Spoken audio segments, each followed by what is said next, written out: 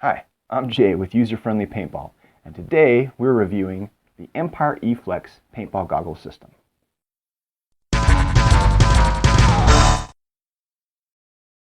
The score up front, hit or miss on the E-Flex. I'd call this a hit. It's a solid item, definitely worth the investment. Why did I rate it this way, and why won't I be using it myself? Keep watching, I'll keep telling. Now, the purpose of User-Friendly Paintball is to review gear primarily for people who are new to the sport or for those who are looking to ball on a budget, so to speak. So I try to focus on gear that is in the range of most users. This Empire E-Flex is what I'd like to call a high mid-grade paintball mask. It has some great features, and I know there are some guys out there who swear by these things. It's definitely a good paintball mask to consider if you're looking for something a bit on the pricey side but not break the bank expensive, and are hoping to get your money's worth out of it. A little background on the Empire E-Flex. According to my research, the E-Flex was released by Empire way back in 2012, so it's been on the market for a little while. The way it is commonly described is a JT ProFlex with a more user-friendly lens change system. The first time I encountered this particular lens change system myself was back on the Invert Helix paintball mask way back in the mid-2000s. That was my second paintball mask I actually owned, was an Invert Helix. The lens is an older system, sure, but there are reasons it's still being used after all this time. Got good visibility. It comes in a variety of colors and tints. You have thermal and non-thermal options, and it's not ridiculously expensive to change a lens. Plus, lens change is not really that much of a burden. As for the other part that makes the E-Flex what it is, that is through the lineage of the JT ProFlex I mentioned, which is a really popular mask that, again, a lot of people seem to really like, and it's been used for a lot of years now. In fact, JT was one of the OG paintball mask companies since well back in the sport's history. My first paintball mask was actually a JT. It wasn't a good JT mask, but that's another story. The JT ProFlex came out according to my research, back in 2005. Seems to me like it was older than that. If you know how long ago the JT ProFlex came out, put it in the comments below. What makes the ProFlex and its spiritual descendant, the E-Flex, so prized is the modularity of the mask, as well as the exceptional breathability, the fit, and most especially the flexible lower face. So, this E-Flex, what's good about it? Let's start off with the price. The E-Flex, at the time of release of this video, was running approximately between $70 and $115, depending upon the features that you want and from what provider you pick it up from. That alone is a good feature. This mask, for what you get, is really quite affordable for the quality that you're getting. On the downside, there has also been some speculation that the E-Flex may be getting discontinued by Empire. They released their EVS paintball goggle system not too long ago. It is a step up from the E-Flex, but I know it seems like sometimes newer systems push out older stuff and things get discontinued. From what I have personally seen, the E-Flex is getting a little harder to buy right now. That may be possible due to the recent economic changes in the world, but you can still buy one brand new for a pretty reasonable price. Of course, that would be in some of the more common colors like gray or black or all black. If you want more striking colors, you're going to have to pony up more cash for them. Fancier lens colors are also going to cost you more. I've seen an E-Flex on offer that had a printed skull face on the lower as well as the upper part of the mask, and it was running near $200. I bet it's hard to come by. So if you're looking for intricate detail artwork on your mask, the E-Flex may not be for you. Solid colors are most common. But if you find components from an older E-Flex mask, or you have a Helix lens even, you can make an E-Flex out of spare parts. I'd say these things aren't going to disappear real soon. That's my prediction. So what does the E-Flex itself offer in the way of benefits? Well, you have the lens system that I mentioned. It's easy to remove and replace. Visibility on the mask is good. Not top of the line, but for most players, you won't have issues. As always, if you can go down to a pro shop and try one on, do so first. Nothing beats an in-person goggle try-on. If you put it on and it isn't comfortable in the store, chances are real good it's not going to be comfortable on the field. Sure, there is some breaking in time, but then All masks are shaped differently, and even the differences between masks can be subtle. So, as G.I. Joe always said, knowing is half the battle. That was G.I. Joe, wasn't it? Man, I'm showing my age here. For me, the lens, even with the thermal insert, I did get a little bit of fogging. I'd say mainly that was due to how close the mask felt to my face and the fact that I wear glasses. But it's not the worst fogging I've ever seen, and the breathability the lowest does mitigate that to somewhat. But yeah, the lens on this one did fog a little on me in the heat of the day running around. But fogging, well, your mileage may vary. If you go with a non-thermal lens, you may have more issues. It's always best, if you can afford it, to go with a thermal pain lens and then take good care of your lens. Clean it and maintain it. Luckily, a thermal lens for an E-Flex is really pretty reasonable a cost. I've seen them as low as $20 brand new for a clear thermal. That's not terrible, especially if you shop around and do your homework on that. The lens retention pieces for the E-Flex are from an older style of paintball mask where they're extra plastic pieces, and in here there are tabs. There's a little pin here. If you're looking for a lens system that comes apart without the risk of losing little bits, especially when things are moving fast and the action's hot, the E-Flex is not for you. The E-Flex strap is a good average one, and it fits pretty well. The earpieces are fairly comfy.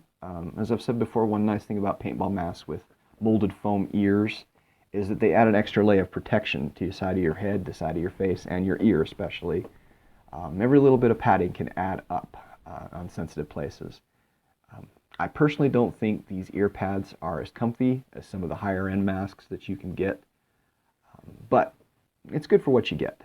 It kind of rubbed my face, the side of my head a little bit. So that could even be the shape of my head or even just personal preference. Also, the hearing vents in these masks, they seem pretty reasonable to me. I had no complaints on them. Now let's get to the main focus of the E-Flex and why it gets its name, and that is the flexible lower portion of the face. A lot of people say the E-Flex and other masks like the ProFlex that have this lower portion, it's one of the best masks for breathability out there, and I do tend to agree. The mask breathes really well for me due to all that nice uniform venting that you get. Some folks say that the flexible portion of the skirt here, the lower portion of the mask, will help with bounces. That is, if the paintball comes in and hits your mask in that lower portion, that it'll flex and the ball may bounce off or roll off instead of breaking and getting you out. I have not had this happen in practice though.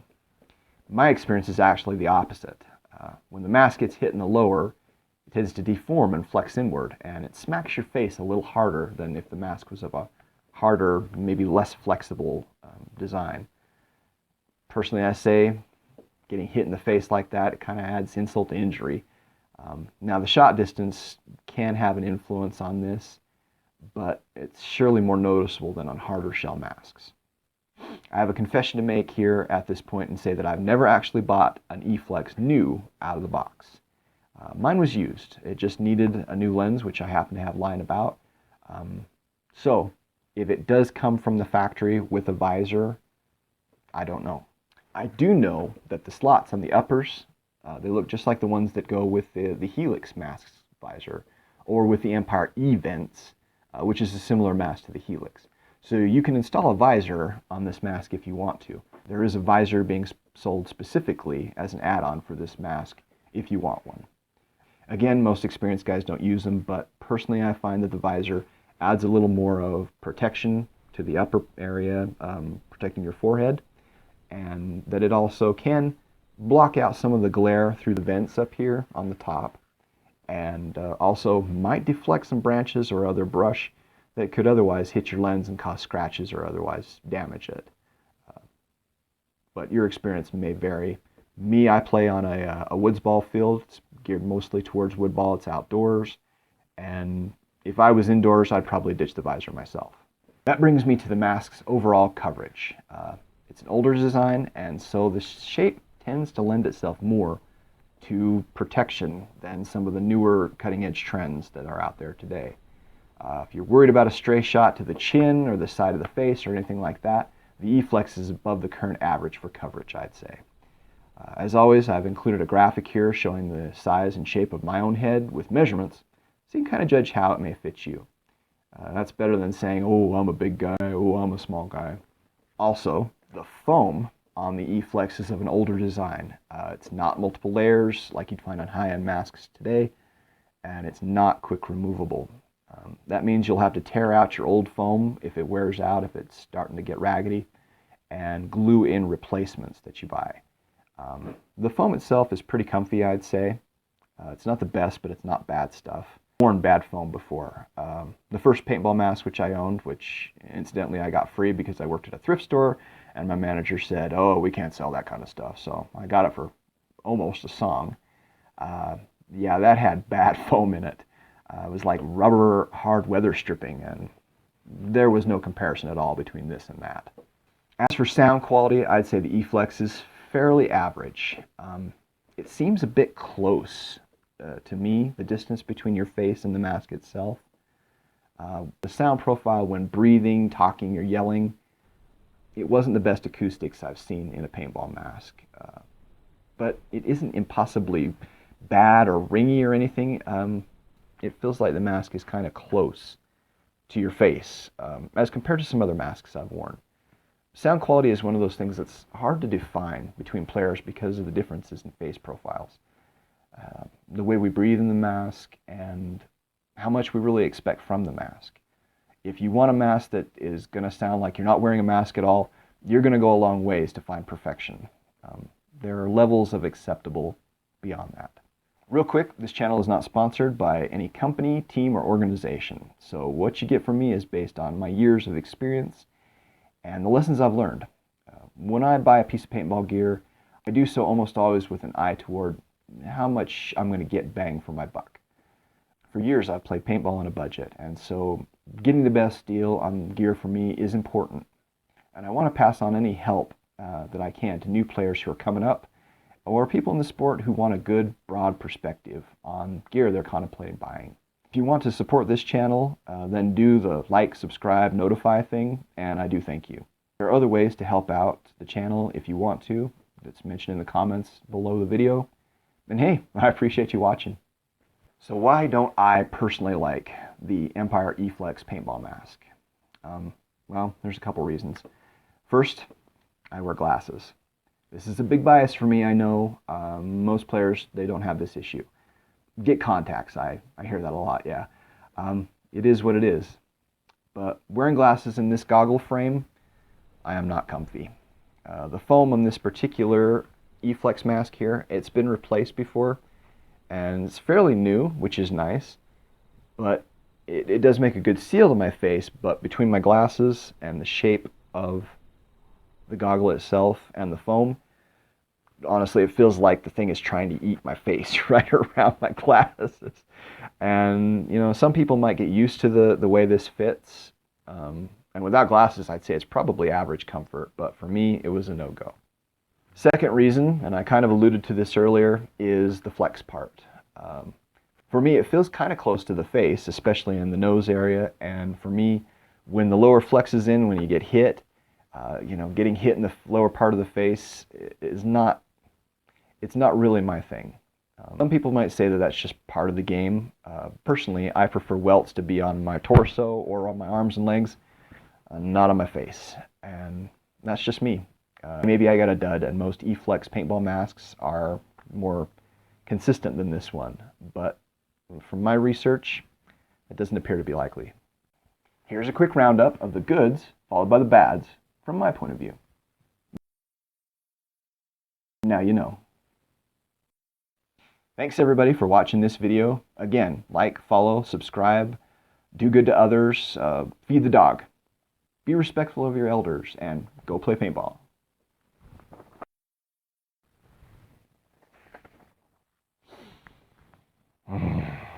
Okay. But, kill butt. Again, most experienced guys don't use them, but personally I find the addition of a visor, it does protect. I've worn bad. There are other ways to help out. For me, it feels really close to the face anyway, and when the lower flexes in,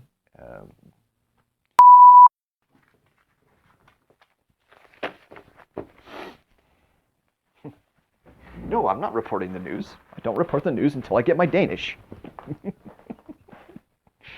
Camp Brockman.